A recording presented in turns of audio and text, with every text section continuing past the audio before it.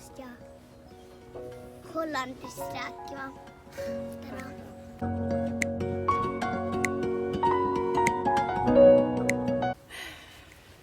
Otsustasime, et me paneme siis need 3 riiki kokku, kuna mõned olid täitsa läbisõiduriigid ja nii on ökonoomsem. Alustame siis Saksamaast.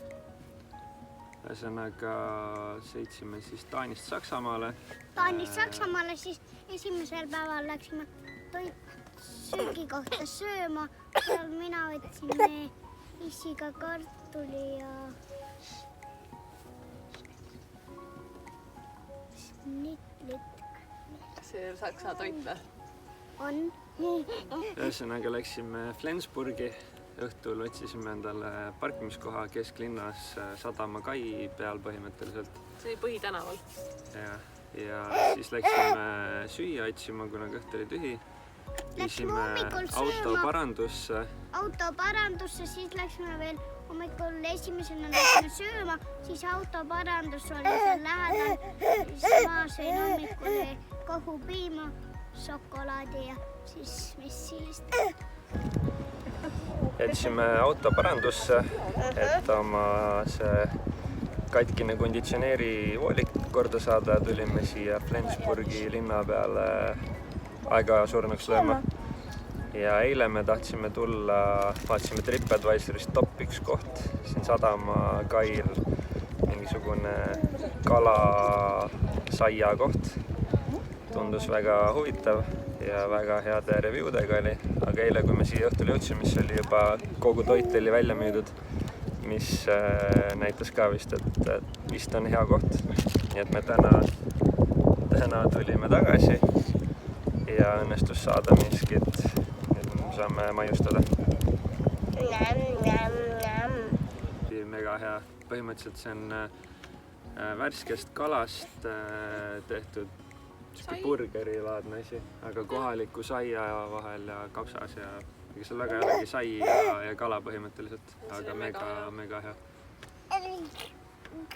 Ja ülikuum oli, mega kuum ilm oli, mingi 31-2 kraadi. Selles mõttes oli nagu suht ebameeldiv, et sa pead seal linna peal tiksuma kuskil ja vahemaad olid meil mingi 2-3 kilomeetrit ikkagi sellest autoparandusest, nii et see oli niisugune päris mõnus suvine tunne.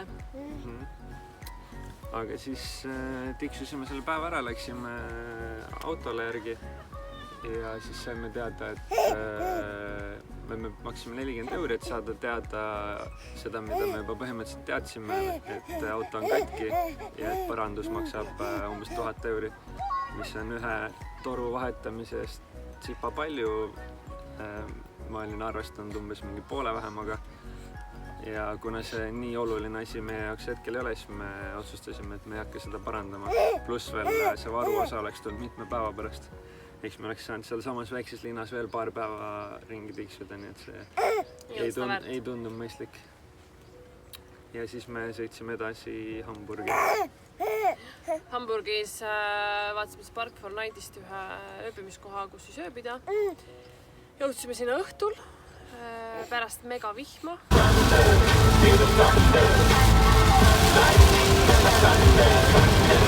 Ja vist ei teinudki tol õhtul midagi, me põhimõtteliselt läksimegi magama ära.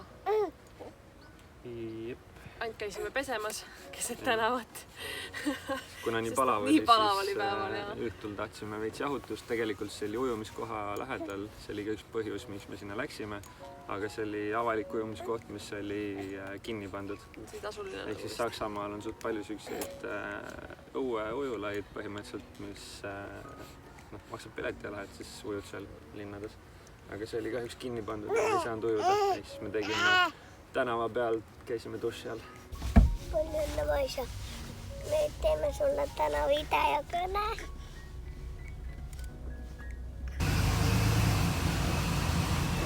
Hommikune videokõne Vaisaga, kellel on täna sünnipäev. Ja siukses kohas täna ööbisime. Vähe rõõmsam nagu.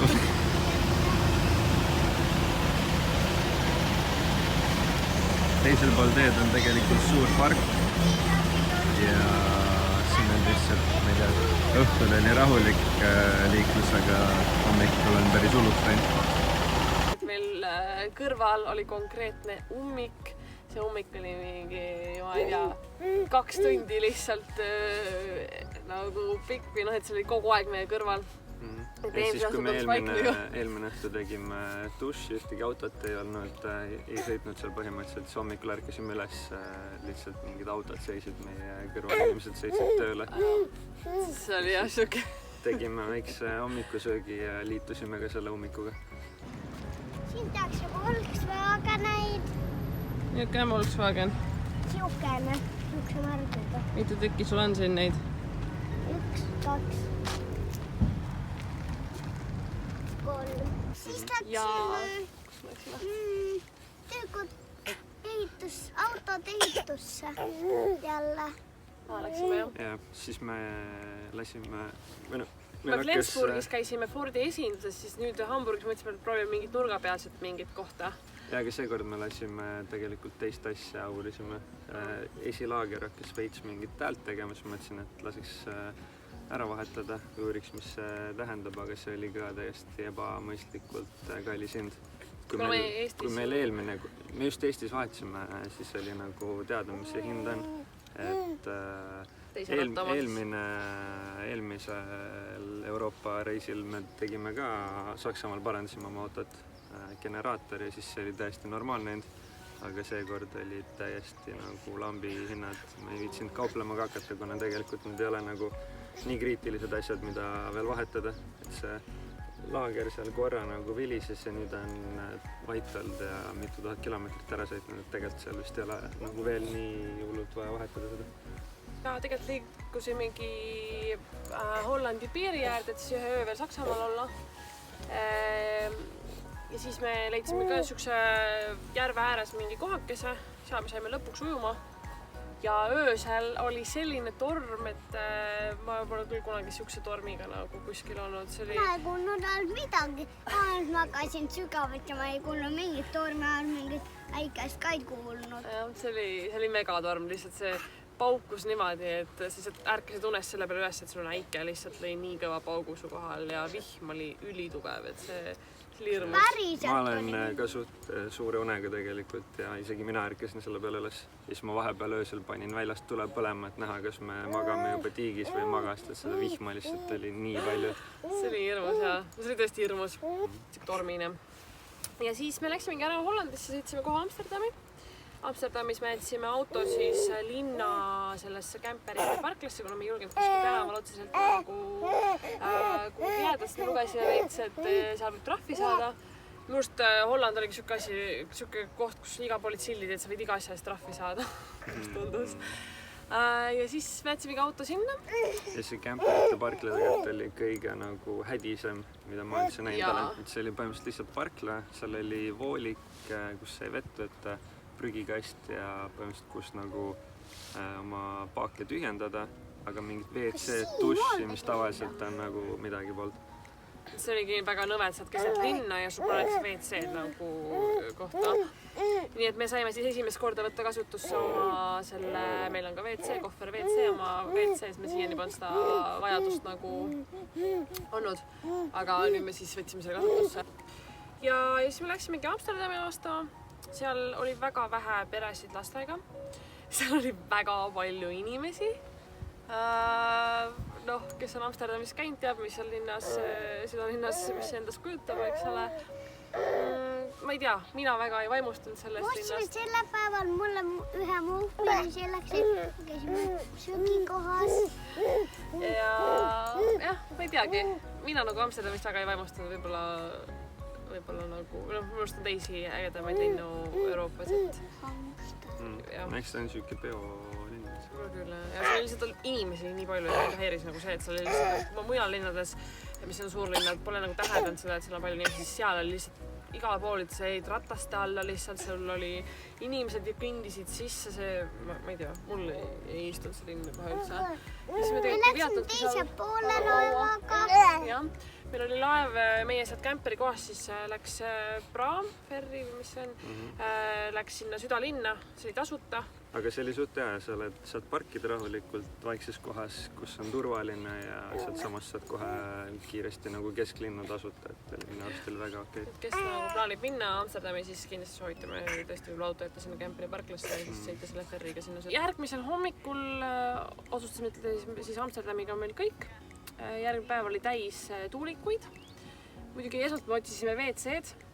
Üks hea nipp on see, et kirjuta Google Mapsi nagu toilet, siis leiab mingi avaliku toileti. Saksamaal Flensburgis oli meil, kui me ööbisime seal Põhitänäval, oli meil kohe tead kõrval üks väga ilus normaalne WC, mis oli nagu töö läbi lahti ja niimoodi. Aga Hollandis ei tasu seda Google Mapsi vaadata, sellepärast et seal on public toiletid, meeste pissuaarid keset tänavat. Nii et kujutage nüüd ette minu kurbust, kui mul ei kohutav pisseda ja siis ma ei saanudki sinna vetsu, sest see oli meeste avalik pissuaar. Ja Hollandis kõik WC-d maksid igal pool. Et seda nagu võib arvestada, et oleks sentidest, mitte kuskil polnud tasuta WC-d. Ja järgmine päev oli meil siis täis tuulikuid. Alustasime Amsterdami lähedalt Saint-Jean või mingitest sellistest tuulikutest, mis oli üks väike autentne armas külake. Autentne, Hollandi oli siis mingi vanaaegne külakene, mis oli siis restaureeritud ja seal oli siis, ma ei tea, palju neid tuulikuid oli, päris palju oli seal neid. Siuke hästi armas koht oli. Siis liikusime edasi järgmisesse ööbimispaika, mis me leidsime ka Park Fortnite'iga, seal oli ka üks tuulik ja lehmad ja selline hästi äge koht. See oli kanali ääres, ehk siis me saime ujuma minna. Ja. Väga mõnus oli, soe vesi täitsa. Ja õhtul plaanisime siis päikseloojangu ajal minna vaatama Kinder DJ või mingi sellise koha neid tuulikuid. Ja seda, mis ka tegime, see oli ka väga ilus, sai jalutada. Saime täpselt oma päikseloojangu seal. Ja... Kuidas me tavaliselt selfit teeme? See on niimoodi, et üks vaatab kaamerasse, teine hakkab nägu sikutama. Üks vaatab kaamerasse ja toine sikutab nägu. Ja siis õhtul, kui me tagasi läksime oma ööbimispaika, siis seal see päikseloojang oli hästi ilus. Lehmad olid kohe kõrval. Ja siis üldse see Hollandi maastik on väga äge, et seal on need kanalikesed või need veekraavid, kanalid, neid on seal hästi palju ja siis ongi lehmad on nagu keset muruplatsi ja nende ümber on siis kraavikene. Ja siis see kõik õhtul või hommikul on siis udune. Ehk siis seal on väga palju ka hobifotograafe, mida me täheldasime. Et selles kohas, kus me ööbisime, oli neid õhtul ja hommikul ma ärkasin hästi vara, et näha päiksetõusu, siis oli ka siis päris palju hobifotograafe seal, mis oli päris huvitav. Ja pluss me siis ööbisime selle kergliiklusaja kõrval, siis hommikul oli seal Tour de Holland. Siuksed rattatrennid, et ise ka ei usu, et päris äge oli tegelikult. Venna tagasi. Mingi värk siin Hollandis nende pannkookidega on, seega me pidime ka tegema. Ja see maitseb nagu jumala kingitus. Mida see? Belgia.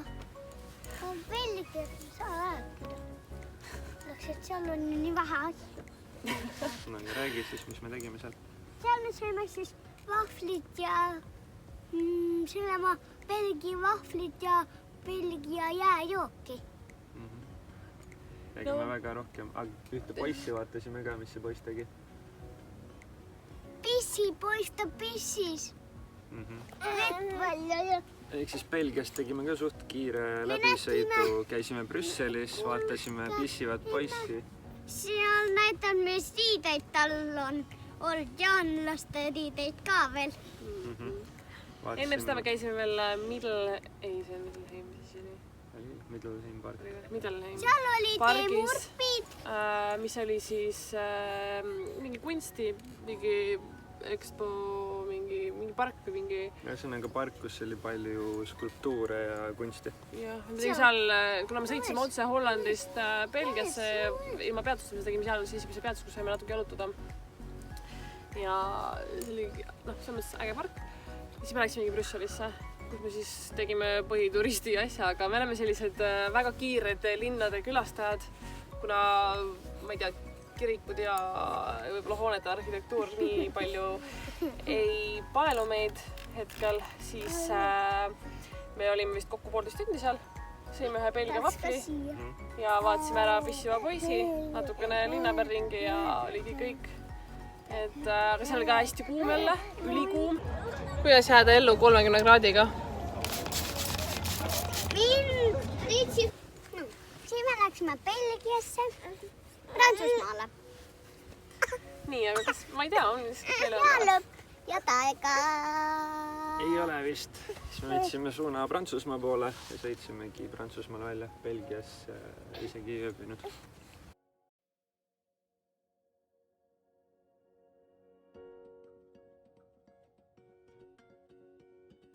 Me kohtume Prantsusmaal.